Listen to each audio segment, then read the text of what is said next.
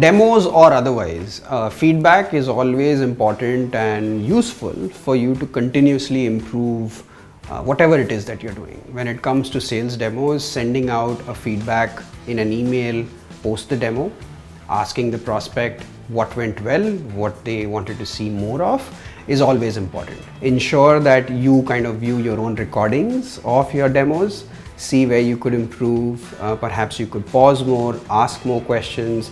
Take all of this feedback and implement it in your next demo. Also make sure that you actually take all this feedback and put it in a repository which is available to all of your colleagues, so you and your sales team also improve along with you.